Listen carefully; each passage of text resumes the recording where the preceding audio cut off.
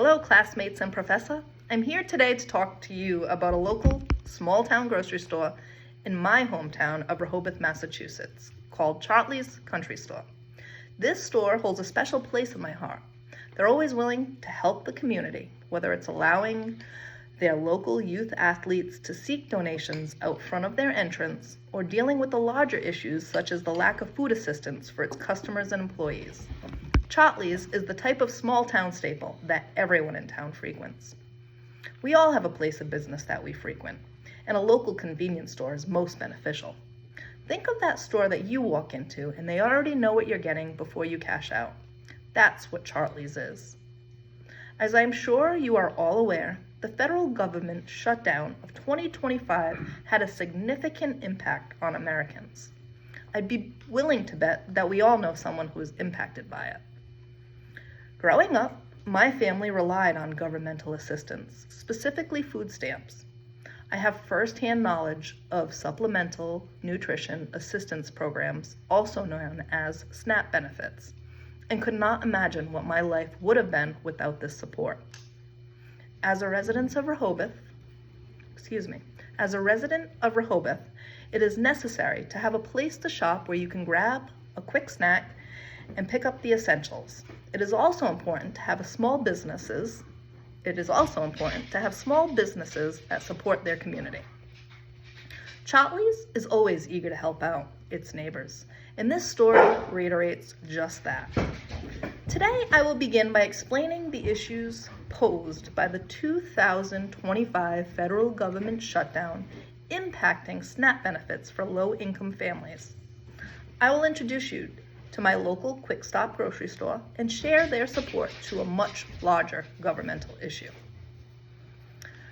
Chartley's Country Store is a small country-style grocery store located, again, in Rehoboth, Massachusetts. It's been a staple in town for over 52 years and currently owned by Karen and Bob Ryan, who purchased the store a little over 5 years ago. According to ABC5, which is Boston's leader in news, prior to purchasing the store, Bob had a successful career that required a lot of traveling, and his wife was a stay-at-home caregiver to their 2 children with disabilities. Bob's frequent travel kept him from supporting the emotional needs of his family.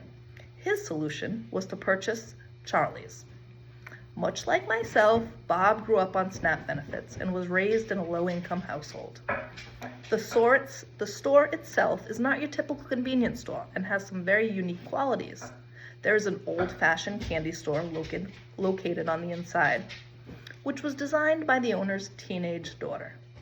The store has a larger than average meat counter and deli. It's a very unique look to the inside of the store.